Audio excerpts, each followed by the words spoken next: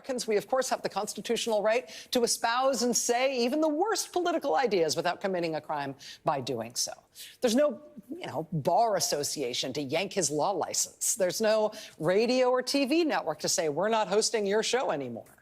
What is the institution here that decides this is on their patch? What is the institution here that decides that you can never espouse things like this and also be part of them and also represent them? There is only one. It's his political party, which, when he is running to be the Republican nominee for president of the United States, means that he's contending to lead that party, while promising that he will build camps to hold millions of people in this country, and he will use the military against American civilians at home in America, and his political opponents are vermin who will be crushed and exterminated. That is the test here. That is the only... He's not running as an independent. He's not running as the Trump for president candidate. He is running as the Republican. He wants to be the Republican nominee for president. And so that is the only institution. That is the institution that is being tested here. This is him testing the political party that he says he's going to lead, testing them now, 1 year out from the election, to see what they will tolerate as an institution. Which means every single member of that party will now have to answer whether this is who they are, whether this is what they stand for, whether this is the cause of their party. We know from history that a country under threat does not stand up for itself amorphously with some sort of inchoate civic objection that just redounds to the population at large. It works that way like in fiction and poetry. In real life, a country under threat stands up for itself when the institutions that make up the civic and political life of that country stand up and say what they are for and what they can no longer stand. There is only one institution in this country that is implicated by what he is doing, and he is testing them. And that is the point where we are now. She's losing it, gang. They're all losing it. The whole of the legacy media is finally coming to the realization that we are witnessing nothing less than the single greatest political comeback in history, and they are on the wrong side. Hey, gang, it's me, Dr. Steve, your patron professor, here to help you think better so you can feel better in these crazy and turbulent times. If you haven't done so, you know what to do. Make sure to smack that bell and subscribe button. Also, I want to prepare you for this Friday. At the end of this week, I'm sharing some really exciting news I've been working on for some time now. And if you're on my email list, you'll read the announcement even sooner. So I promise you, if you're a top fan of this channel, you're going to absolutely love it. So don't miss it this Friday. Big announcement. Now, what you just heard, and let me start by apologizing for having to put you through that, though you got to admit it is a little fun. I mean, I find it's actually fun to watch these woke lunatics just lose it. I mean, they're just now coming to the realization that Trump isn't only just going to crush Biden, he's going to crush them. One of the key themes of his campaign of late has been his personal pledge, his promise to unleash the beast, to go full animal on the deep state, on permanent Washington, on the ruling establishment, and break it, smash it like it's never been smashed before. And they're publicly panicking over this, as you just heard Rachel Maddow try to put two sentences together that formed a coherent thought. I mean, after hearing that rant, exiled Appalachia tweeted out, did she take speech lessons from Kamala? Her rant did indeed teeter on the confused and muddled, something akin to Kamala's characteristic word salads. Well, I think culture is a reflection of our moment and our time, right? And present culture is the way we express how we're feeling about the moment. And we should always find times to express how we feel about the moment that is a reflection of joy, because it comes in the morning. we have to find ways to also express the way we feel about the moment in terms of just having language and a connection to how people are experiencing life. And I think about it in that way, too.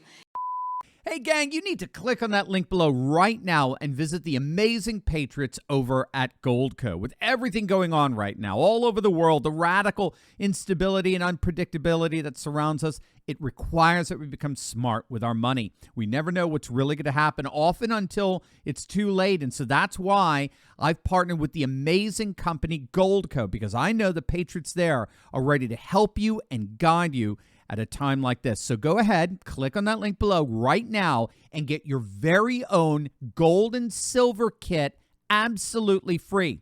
This gold and silver kit shows you how to get into precious metals tax-free and penalty-free, even if your money's still in a retirement account like an IRA or a 401k. And get this, you may already qualify to get up to $10,000 in free silver. I told you, they're patriots just like us, and they're here to help. You've seen the writing on the wall. Don't wait until it's too late. Defend your freedom by clicking on that link below and get your free gold and silver kit today. Now, the reason why Rachel Maddow and much of the legacy media is absolutely losing it today is because of the latest stacked data polling, which was a detailed week-long, 3-week-long survey of over 15,000 voters. And it found that were the election held today, Trump would win with nearly 300 electoral votes, far more than George W. Bush ever got. I mean, he would crush Biden. And the survey found that Trump is doing better with blacks and Latinos than any Republican in half a century, what a number of other polls showed. I mean, it's stunning. And he's winning swing states by a lot. I mean, by a margin that way exceeds the margin of fraud. Trump's gaining in virtually all of the counties that he so-called lost back in 2020. He's crushing it in Arizona. He's crushing it in Nevada. He's crushing it in Georgia and Wisconsin and Michigan and Pennsylvania. And as we pointed out a number of times, this is but the latest of a number of polls that showed Trump running away with it in the swing states. So a couple of weeks back, of course, there was that devastating New York Times poll that showed Trump leading Biden in 5 of 6 critical battleground states. That was followed just a few days later by an Emerson poll that corroborated the New York Times findings. Emerson, too, had Trump leading in 5 of the 6 swing states that Biden had supposedly won in 2020. And then a few days after Emerson, Bloomberg dropped a bombshell. It had Trump basically leading in all 6 swing states. And so, needless to say, with this latest stack data polling that showed Trump up by nearly 300 electoral votes among 15,000 voters, winning virtually all the swing states, at least 4 of them. He flips at least 4 of Biden's swing states from 2020, and he flips them again decisively by a very healthy margin. You could see why Rachel Maddow's freaking out with all of this. Trump's gained in virtually every single county of every single swing state. I mean, there's no way around this. Trump is poised to win 2024 in a blowout. And so Maddow and her ilk in the woke media are absolutely beside themselves. They literally don't know what to do. Their 24/7 barrage and 99.9% negative reporting didn't work. The 2020 shenanigans didn't work. The J6 Kangaroo Committee didn't work. The weaponized lawfare didn't work. Ron DeSantis didn't work.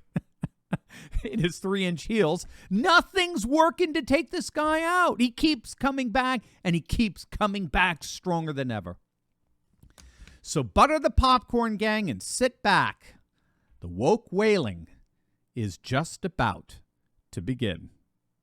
Are you ready to join the resistance? Because I'm leading a group of dedicated, courageous patriots who can lead a spearhead into the heart of the secular globalist establishment. We punished Bud Light and Target, driven CNN and the legacy media to near bankruptcy, forced BlackRock to backtrack on ESG, and now we're seeing our conservative-dominated Supreme Court ending affirmative action and protecting religious liberty.